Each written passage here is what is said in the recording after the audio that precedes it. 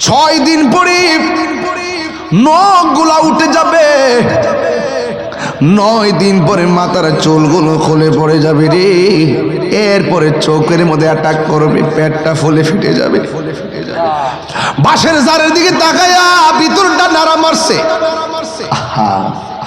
ও বাস, তুই পচবার আগে আমি বুঝি কবরে পৌঁছে যাবো রে।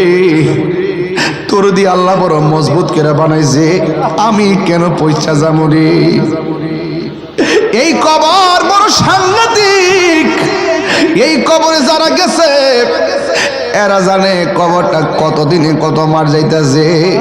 ওই কবরটা বড় সাংঘাতিক জায়গা। আল্লাহ রাব্বুল আলামিন কোরআনে বলে দিয়েছেন, কাইফা তাকফুরুনা বিল্লাহি ওয়া কুনতুম আমওয়াতান ফাআহইয়াকুম সুম্মা ইউমীতুকুম সুম্মা ইউহয়ীকুম সুম্মা ইলাইহি তুরজাউন। আল্লাহ রাব্বুল আলামিন কো, পৃথিবীর মানুষ তোমরা কেমন করে আমি আল্লাহকে অস্বীকার করছো? তুমি ছিলা মুর্দা, আমি আল্লাহ তোমার মুর্দা দেহের ভিতরে আমি জীবন দিয়েছি। জীবন দেওয়ার পরে তুমি অনেক কিছুর মালিক হয়েছো। এমন একটা থাবা তোমার জীবনে আসবে যে থাবার নাম হলো মৃত্যু। মৃত্যু বড় কঠিন রে আব্বা, মরণ বড় কঠিন, মরণ বড় কঠিন, মরণ বড় কঠিন।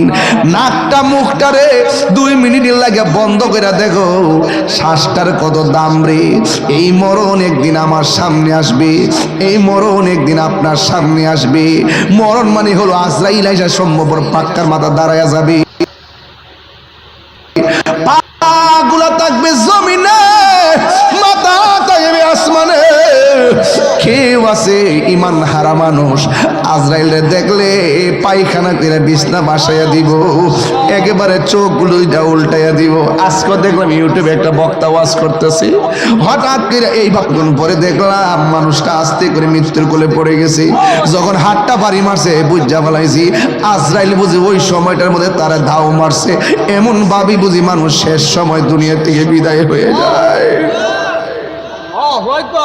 সে যে নামে আজরাইল, সঠিক সময়ে সম্ভবর পাকার মাথা তোমার ঘরে হইব দাখিল। কত কাকুতি মিনতি করবা তুমি গো আম্মা, রেহাই পাবে না। আজরাইলা শিলে কারো কফিয়ত চলবে না গো আম্মা, কফিয়ত চলবে